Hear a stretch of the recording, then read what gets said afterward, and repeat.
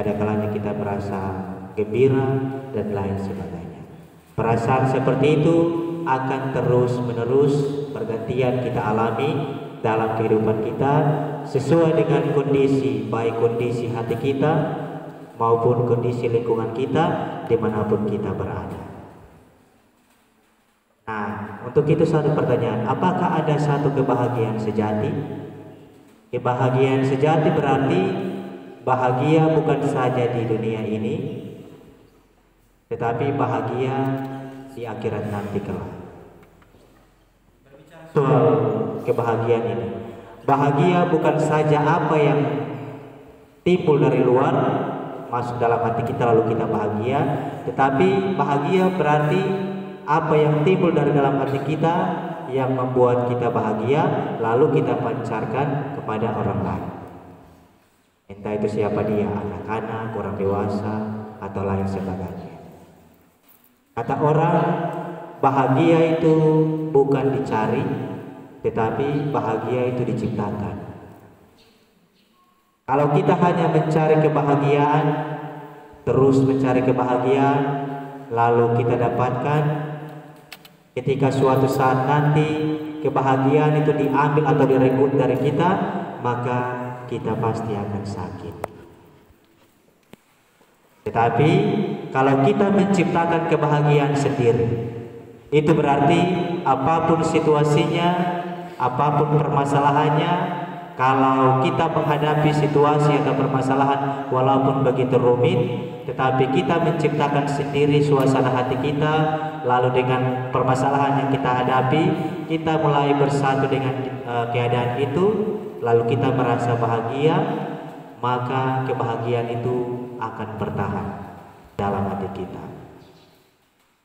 Pastor Agus Ulahayan, dia pernah berkata seperti ini. Yang berbahagia ialah yang tersenyum di saat seharusnya dia menangis. Yang bahagia seharusnya di saat dia sakit. Yang merasa gembira di saat seharusnya ia merasa kesedihan. Artinya dari dalam hatinya ia sudah berusaha mengontrol apa yang ia alami, apa yang ia rasakan, apapun situasinya, apapun keadaan yang ia alami. Itulah kebahagiaan sejati. Tetapi intinya kebahagiaan yang kita alami di dunia ini itu hanya bersifat sementara. Maka tadi di awal saya katakan kebahagiaan itu relatif. Hanya ada satu kebahagiaan yang bersifat tetap, yakni sebagaimana apa yang dikatakan oleh Yesus dalam bacaan itu tadi. Yang berbahagia ialah mereka yang mendekat sabda Allah dan memeliharanya. Bukan hanya memeliharanya, tetapi juga melaksanakannya dalam kehidupan kita.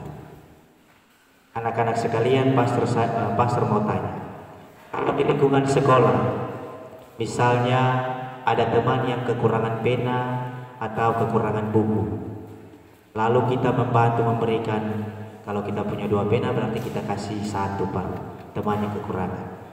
Nah, saat kita membantu atau menolong orang lain itu, apakah Anda merasa bahagia? Atau dengan yang terpaksa membantu orang lain? Bahagia atau tidak menolong orang lain? Bahagia. Bahagia atau tidak membantu orang lain yang sedang kesusahan? Bahagia. Membantu atau menolong orang lain, teman kita yang kekurangan itu salah satu perintah dari Yesus yang kita dengar bacaan Injil hari ini. Yang berbahagia ialah mereka yang mendengarkan sabda Allah dan melaksanakannya. Bukan hanya di lingkungan sekolah, tetapi di mana kita berada. Sebagai orang Katolik, orang yang percaya kepada Tuhan, kita dituntut untuk itu. Semenjak kita dibaptis, kita telah diangkat dan bersatu dengan sebagai satu keluarga dalam gereja Katolik. Kita diangkat menjadi anak-anak Allah. Karena kita sudah diangkat menjadi anak-anak Allah, maka salah satu tuntutan bagi kita, dimanapun kita berada, kemanapun kita pergi, kita hendaknya membawa identitas kita sebagai anak-anak Allah yang sejati, yakni setia mendengarkan, tetapi lebih daripada itu melaksanakan apa yang diperintahkan Tuhan bagi kita dalam kehidupan kita. Maka pasti kebahagiaan itu akan kita alami, bukan hanya di dunia ini, bukan hanya saat kita masih hidup di dunia ini, melainkan kita akan mendapat kebahagiaan sejati juga kelak nanti. Semoga Tuhan memberkati kita semua. Tuhan memberkati setiap proses perjuangan kita, kehidupan kita, terutama dalam menjalani masa-masa pendidikan kita masing-masing. Tuhan memberkati kita semua.